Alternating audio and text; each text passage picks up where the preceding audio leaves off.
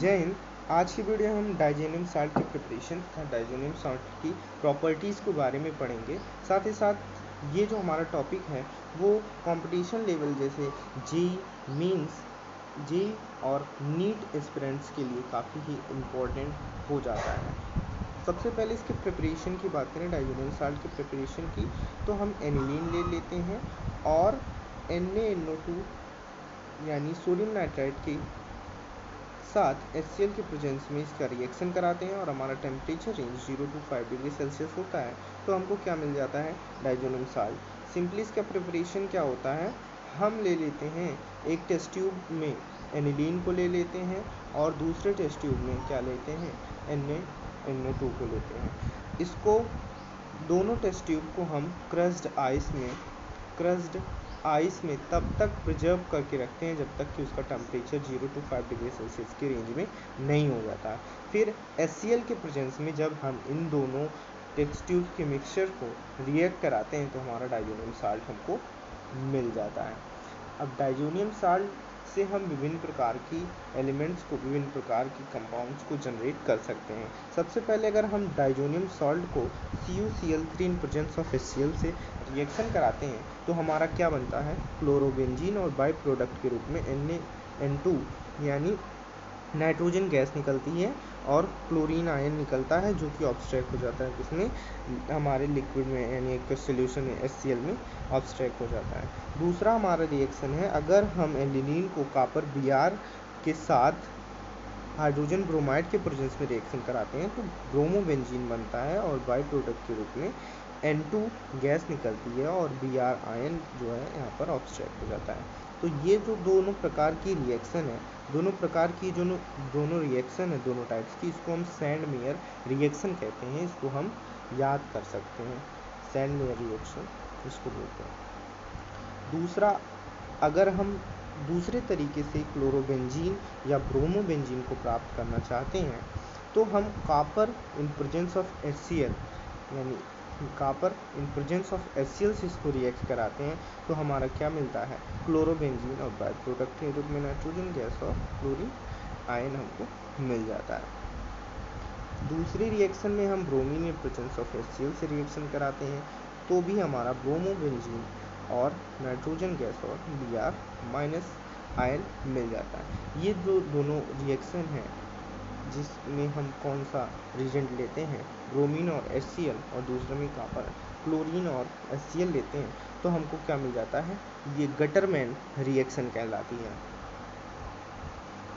अब हमने ब्रोमोबेंजीन बना लिया, क्लोरोबेंजीन बना लिया, अब आयोडोबेंजीन की बारी आ जाती है। आयोडोबेंजीन बनाने के लिए हम डाइजेनियम साल्ट को किससे रिएक्शन करवाते हैं? पोटेशियम पाउडर से रिएक्शन करवाते हैं और उस प्रोडक्ट को, उस मिक्सचर को जब हम हीट करते हैं तो हमको क्या मिल जाता है? आयोडोबेंजीन मिल जाता है और बाई प्रोडक्ट के रूप में नाइट्रोजन गैस और KCl यानी पोटेशियम क्लोराइड मिल जाता है। अब हम फ्लोरोबेंजीन के प्रिपरेशन की बात करते हैं तो सबसे पहले हम डाइजेनियम साल्ट की रिएक्शन किससे कराते हैं? टेट्राफ्लोरोबोरिक एसिड से जब हम इसका रिएक्शन कराते हैं यानी HbF4 से रिएक्शन कराते हैं तो इंटरमीडिएट प्रोडक्ट ये मिलेगा हमको और उसको हम HCl से रिएक्शन करवा के उसके मिक्सचर को हम जब हीट करते हैं तो हमको फ्लोरोबेंजीन प्राप्त हो जाता है और बाई प्रोडक्ट के रूप में नाइट्रोजन गैस और BF3 मिल जाएगा। तो ये जो रिएक्शन है वो कौन सी रिएक्शन कहलाएगी? वो हमारी कहलाएगी बाल्ज-सीमन रिएक्शन। वो हमारी रिएक्शन कहलाएगी बाल्ज-सीमन रिएक्शन। अब आगे हमारा है कि हम डाइजेनियम साल्ट से एक चीज़ और बना सकते हैं, वो है नाइट्रोबेंजीन। पहले जैसी रिएक्शन रहेगी, पहले हम डाइजेनियम साल्ट को HbF4 से रिएक्शन करवाएंगे तो इंटरमीडिएट कंपाउंड वही बनेगा, उसमें हम HCl से रिएक्शन करवाते थे। अब यहाँ पर हम सोडियम नाइट्रेट से रिएक्शन करवाएंगे तो हमारा क्या मिल जाएगा? नाइट्रोबेंजीन मिल जाएगा, BF3 बाई प्रोडक्ट मिलेगा और NaF4N2 भी हमें बाई प्रोडक्ट के रूप में मिल जाएगा। अगर हम डाइजेनियम साल्ट में या फिर बेंजीन रिंग पर अगर हम हाइड्रोजन ऐड करना चाहें तो भी हम क्या ले सकते हैं? डाइजेनियम साल्ट को अगर हम C2H5OH के साथ रिएक्शन करवाते हैं और उसको हीट करते हैं तो हमको बेंजीन रिंग प्राप्त होती है और नाइट्रोजन गैस मिलता है। साथ ही साथ हमको एसिटाल्डिहाइड भी मिल जाता है। हम डाइजोनियम साल्ट से ये अलग फंक्शनल ग्रुप का कंपाउंड भी प्राप्त कर सकते हैं। दूसरी हमारी रिएक्शन है, अगर हम डाइजोनियम साल्ट को हाइपोफॉस्फोरस एसिड से रिएक्ट कराते हैं, प्रेजेंस ऑफ H2 यानी एक्वस सोल्यूशन में अगर इसका रिएक्शन होता है तो हमें बेंजीन रिंग प्राप्त होती है और फास्फोरिक एसिड। ये नाइट्रोजन गैस लगभग हर रिएक्शन में बाई प्रोडक्ट में निकलेगी। बाकी हमें नया नया कंपाउंड क्या मिल रहा है, नया नया कंपाउंड देखें तो हमारे यहाँ एसिटाल्डिहाइड मिल रहा है और यहाँ पर फास्फोरिक एसिड मिल रहा है। दूसरे रिएक्शन में अगर हम डाइजोनियम साल्ट को जल के यानी H2O के प्रेजेंस में हीट करते हैं तो हमको क्या मिल जाता है, फिनॉल, और ये तो आपको पता ही है, और फिर HCl हमको मिल जाता है।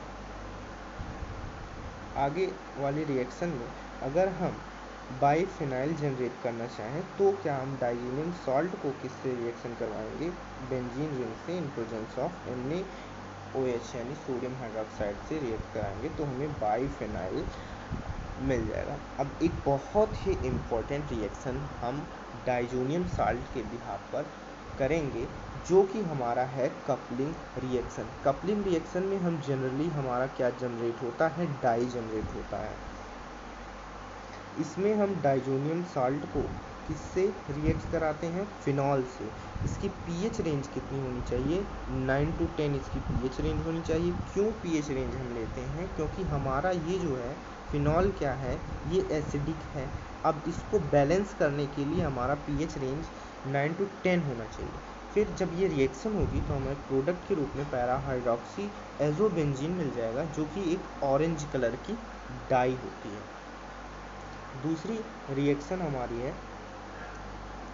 रिएक्शन है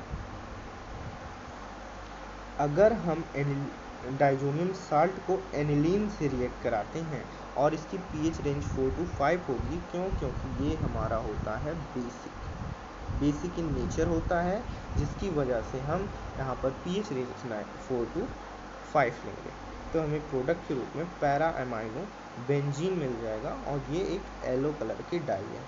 तो ये जो हमारा टॉपिक था ये बहुत ही इम्पोर्टेंट हो जाता है कंपटीशन लेवल के बिहाफ पर। तो आज के लिए इतना ही, मिलते हैं नेक्स्ट क्लास में। चैनल को सब्सक्राइब कर लीजिए, वीडियो को लाइक कर दीजिए। जय हिंद, जय भारत, धन्यवाद।